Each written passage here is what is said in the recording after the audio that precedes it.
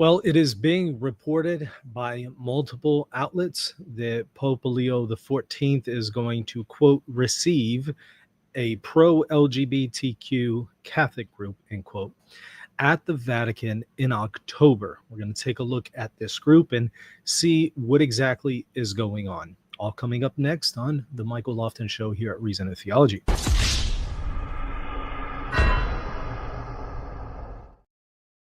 Well, let's go ahead and dive into today's topic of reports of Pope Leo receiving a pro-LGBTQ Catholic group at the Vatican for the first time, some are reporting, as well as some other groups that he will be receiving, including the Society of St. Pius X. We're going to take a look at both of these stories to see what exactly is going on here.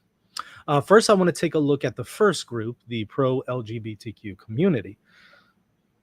From my research, it looks like they're in support not only of homosexual marriage in Catholicism, they want to see Catholicism embrace that, but they're also in favor of women priests. They want to see that being embraced by the church, as well as their vocal support for Martin Luther. They see Martin Luther as a great example of someone who stood up to the Catholic Church in his day.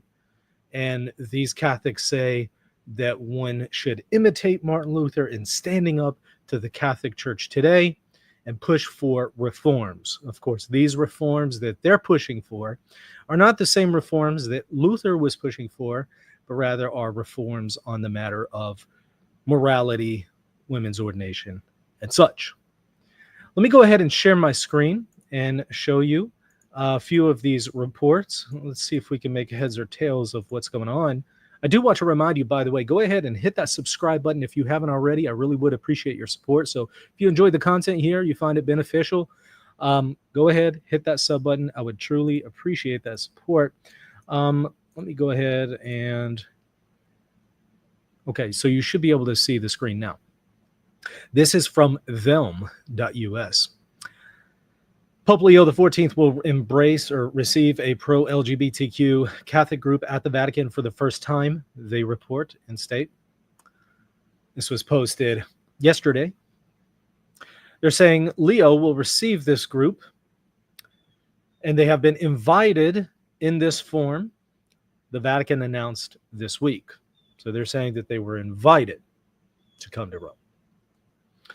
8 representatives from We Are Church, that's the organization, we're going to take a look at them in a second, will visit the Vatican from October 24th to 26th during a Jubilee of synodal teams and participatory bodies. The Vatican's official news source confirmed on Tuesday. The visit will come as part of the 2025 Holy Year observations initiated by Pope Francis prior to his death in April. So you recall he is the one who kind of put on this Jubilee celebration for all this year. But it is Pope Leo XIV who is carrying it out for obvious reasons, right? Since Pope Francis passed away and so wasn't able to carry it out himself. Leo is continuing it. And this is part of that. This group is going to be coming as part of that to go through the Jubilee doors, make their presence known, and attempt to reform the church on these matters. We Are Church representatives will meet with Pope Leo XIV and pass through the Holy Door, one of the core rites of Catholic Holy Year observations, according to the Vatican. I was just there last month, invited by the Vatican for the Jubilee for digital content creators, and we passed through the doors. Founded in 1995, We Are Church has been a persistent critic of the Vatican from the Catholic Church, particularly criticizing church history and its sexual abuse cases and its exclusion of women from religious leadership.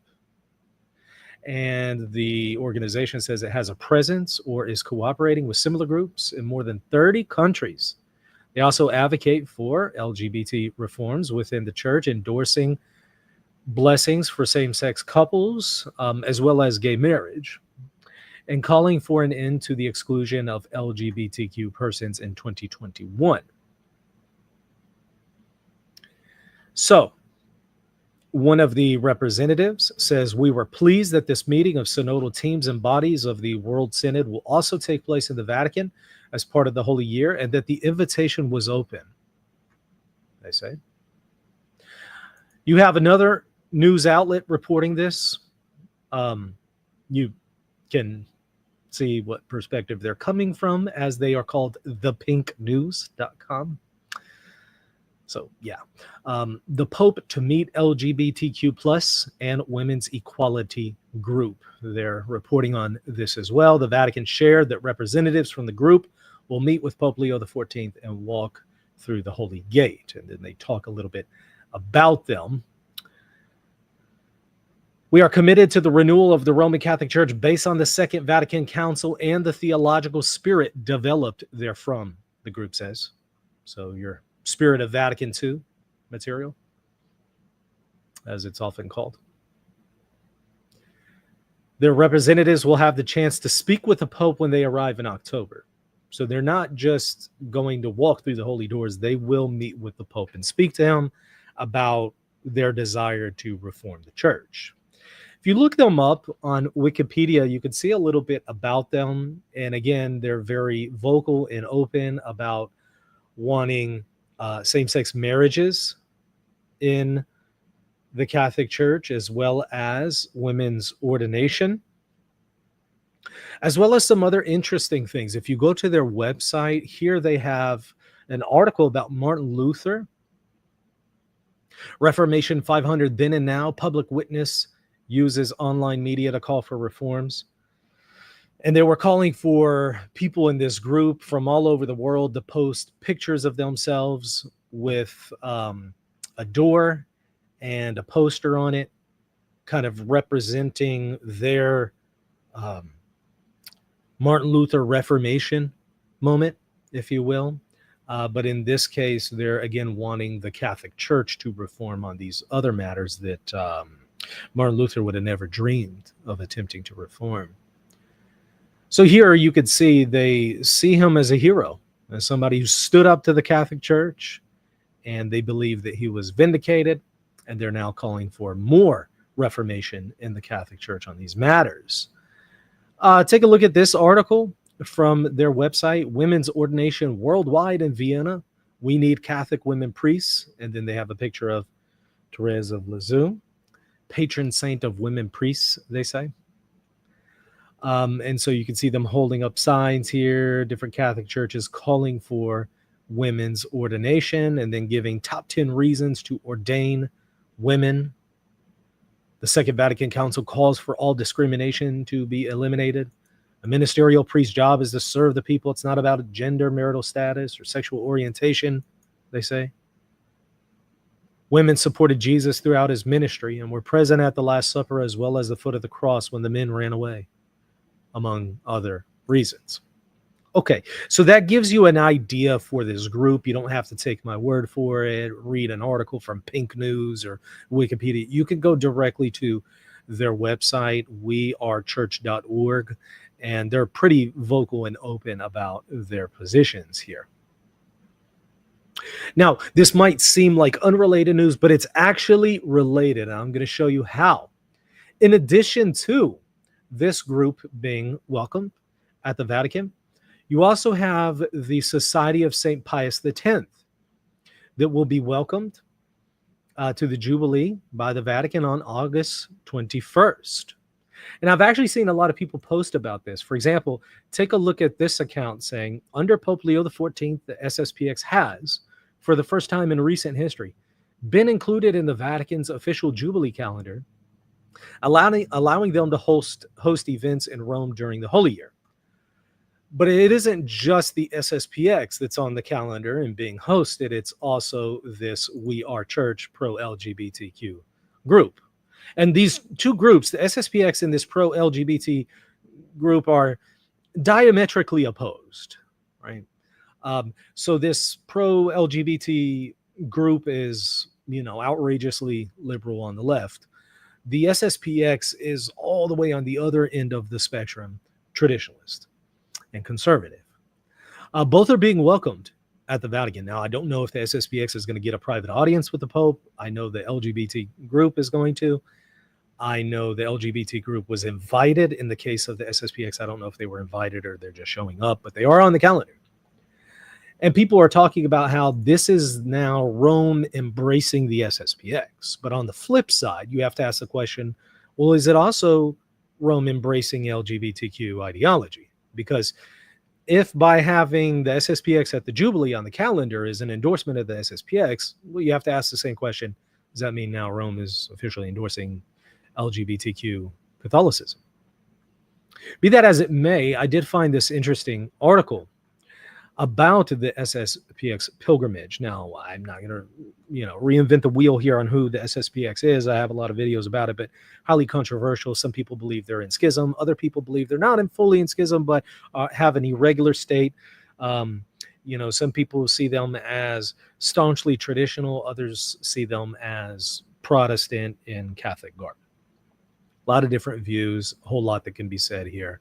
The founder, Marcel Lefebvre, was this noteworthy missionary in Africa, and also Archbishop, participated at the Second Vatican Council, accepted all the documents of Vatican II, but later on repudiated them and became staunchly traditional, even going so far as saying Rome is in apostasy.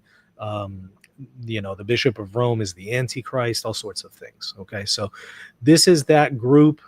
There's different perspectives among them. Some of them say the Novus Ordo is an offense to God, even whenever it's celebrated properly, so you can't go there at all. Others might take a different view. A lot of different views, a lot of different perspectives, but very controversial group. But certainly on the traditionalist end of the spectrum, the LGBTQ group is all the way on the other end, of course. Now, I found this article interesting. SSPX pilgrimage for Jubilee endorsed by Vatican despite canonical dispute, by the Catholic Herald, interestingly. And if you scroll down, it says, though this is the first time in recent memory that the SSPX has appeared in official online Jubilee listings, which are maintained by the Vatican's Evangelization Office. At the same time, the Holy See has previously stressed that inclusion does not imply endorsement. Well, full stop there. Look, if you're on the calendar, I don't care what you call it. I don't care if you say it's not endorsement. It's endorsement. If you're officially on the website, that's an endorsement. You can't get any more official than that. And you can say it's not an endorsement, but it is an endorsement. There's just no way around it. If I had a politician who wrote to me and said, "Hey, Michael, will you endorse me?" And I say, "Well, look, I'm technically not going to endorse you, but I will write a public praise for you and for your election." Well, you can say that's not an endorsement all you want, but that's an endorsement. So I kind of feel like, it's misleading to say this doesn't imply endorsement when it's officially there, right? Okay. But then the same could be said about the pilgrimage for the LGBTQ group. Right. Some might say, well, look, they're technically not being endorsed, but in reality, I think if it's official like this, it is an endorsement one way or another. During a 2024 controversy over a Vatican-listed LGBT pilgrimage, we actually covered that last year, Vatican spokesman told Reuters they are not sponsored activities. And I just showed how absurd that was at the time, and I stand by that. The 2025 Jubilee, which began on the 24th of December, 2024, with the opening of the Holy Doors at St. Peter's Basilica, and will conclude with January 6, 2026. With the closing of the Holy Door at the same basilica saw 500,000 people pass through the Holy Doors in the first 2 weeks. So a lot of people are going, celebrating the Jubilee year, a lot of different groups, and now it is the case that you have both of these groups on, diametrically opposed, on opposite ends of the spectrum, both being welcomed. And it will be interesting to see how this plays out. I recall whenever I went to the Jubilee, what they did is they had us all officially process through the Holy Doors in groups and had this big Jubilee cross, and the cross led the way, and they had various ones of us hold the cross in the procession. And I wonder when the LGBTQ group goes to do that, are they going to be wearing pride shirts, pride flags? Are they going to be processing into St. Peter's Basilica through the holy doors with pride flags on? I wonder how that's going to look. Um, how that's going to look as far as the optics. So I guess we'll find out soon. That's in October. The SSPX pilgrimage will be August 21st. So just a few days really from now, about a week. And so I guess we'll see how that plays out. And if this is the Vatican opening up to the SSPX and maybe um, negotiating terms for full reconciliation, or if it's just a kind gesture. We'll find out soon. But I did want to report on both of those because both of these cases are fascinating and diametrically opposed to each other, and it's so it's like you can't even mention one without in the same or in the next breath mentioning the other. You just got to show that the Vatican seems to be opening the doors for all groups, heterodox or not, schismatic or not, orthodox or not. It seems to be welcoming everyone and in some extent, to some degree, endorsing them in some kind of, at the very least, qualified way. So anyways, I wanted to bring that to your attention so that we can be aware of it, and we'll see how it goes. This is what we know so far. If you appreciate this content and me making you all aware of this information, you've likely not heard about it elsewhere. So if you appreciate the fact that I'm bringing this to people's attention so they can be aware of what's going on and offering commentary and thoughts on it, I would appreciate it if you hit that like button and hit the subscribe button. And also consider supporting this channel financially. Patreon.com/Reason to Theology, or hit the join button right next to the subscribe button here on YouTube to get access to extra exclusive content. I just did a patron-only show earlier this morning. You'll get access to all of those, all of the previous hundreds of videos I've done so far.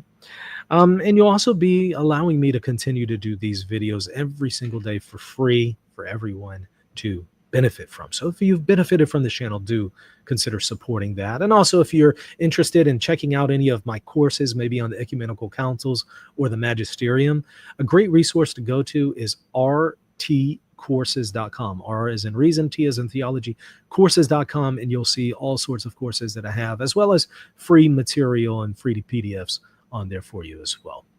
All right, that's going to do it for now. See you later. God bless.